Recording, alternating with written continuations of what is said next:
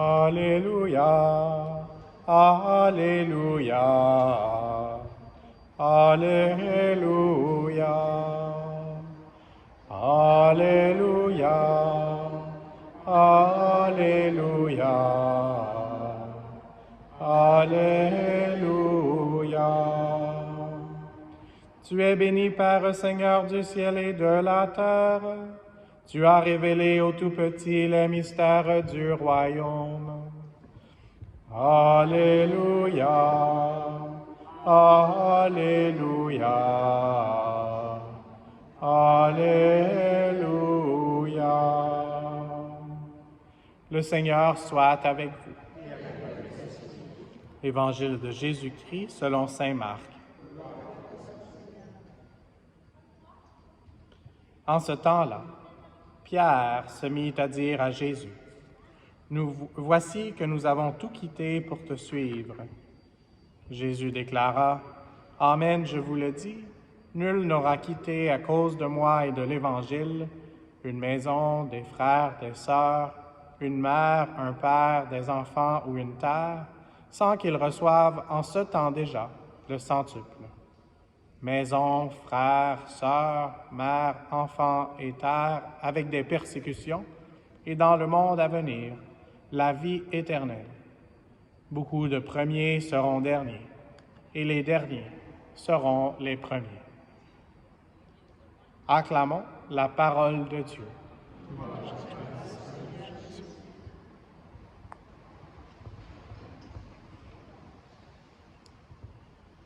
Dans la première lecture, aujourd'hui, on entend la grâce que vous apporte la révélation de Jésus-Christ. Et donc, Jésus-Christ nous est révélé. Dans notre sanctuaire ici, chacun des apôtres, donc ceux du Nouveau Testament, ont un livre. Donc ça, c'est la révélation personnelle par la puissance de l'Esprit Saint qui leur est faite pour qu'ils puissent reconnaître la personne de Jésus-Christ, mort, mais ensuite ressuscité et toujours vivant et actif. Et donc, c'est leur mission, mais ils sont des statuts. Donc, c'est à nous qui pouvons bouger d'accomplir cette mission. Et eux intercèdent pour nous. Et donc, c'est ça la bonne nouvelle, c'est de recevoir la bonne nouvelle de Jésus-Christ et puis de la partager les uns les autres, surtout avec ceux qui en ont le plus besoin. Après cette phrase de la révélation de Jésus-Christ dans notre lecture de Saint Pierre apôtre, on a cette mention comme des enfants. Donc, on a un enfant qui s'est peut-être endormi, ou il y avait un enfant au début de la messe ici, avec toute sa spontanéité. Et donc, le Seigneur veut qu'on soit vraiment comme des enfants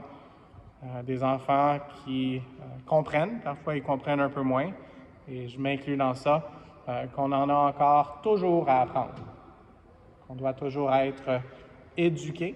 Et dans la parole « éducation », il y a la racine latine de « conduire ». Donc, on doit être conduit vers le bon chemin, vers lui qui est le chemin, la vérité et la vie. Donc, on doit accepter d'être des enfants qui ne comprennent pas tout, mais qui ont soif d'apprendre, qui ont soif de poser des questions, qui ont soif de suivre quelqu'un qu'on admire, et c'est plus que de l'admiration qu'on doit avoir envers Dieu, c'est de l'adoration.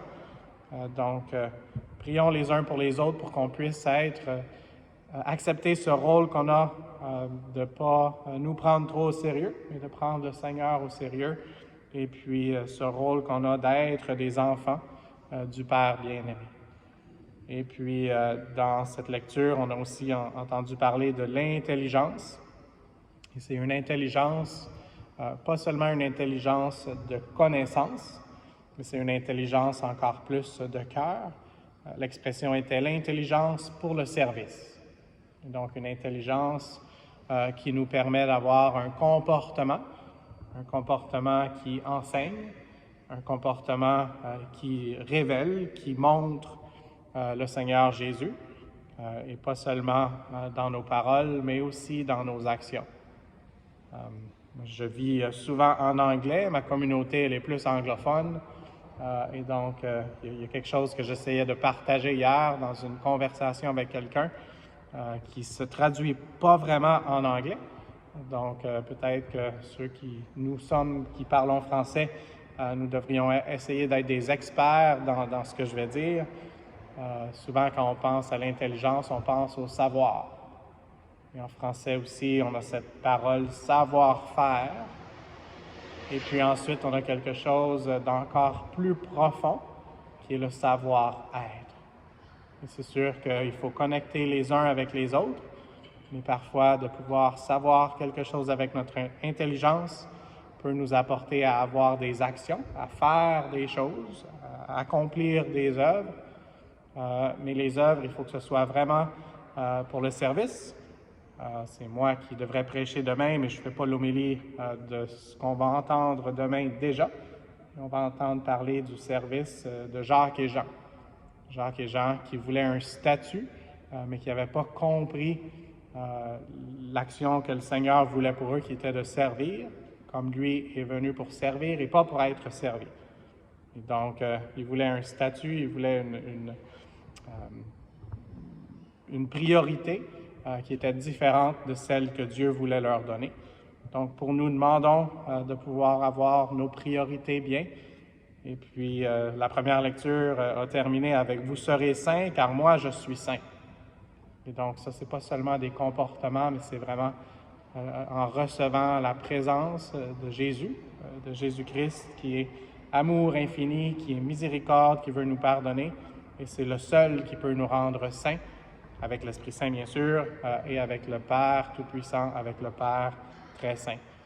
Alors, coopérons aujourd'hui à enrichir notre savoir, mais aussi en demandant la sagesse et la force de pouvoir avoir des comportements qui sont sobres, mais qui sont aussi en révélation de qui Jésus est dans notre vie et qui il veut être pour la vie des autres. Et aussi, pas seulement le savoir-faire, mais le savoir-être, assis aux pieds de Jésus, qu'on puisse recevoir son amour jusqu'à déborder d'amour et d'allégresse, comme on l'a chanté dans notre Magnificat au départ, dans cette célébration. Et donc, à la fin, on puisse repartir avec cette paix, en étant des enfants de Dieu, des artisans de paix. Amen.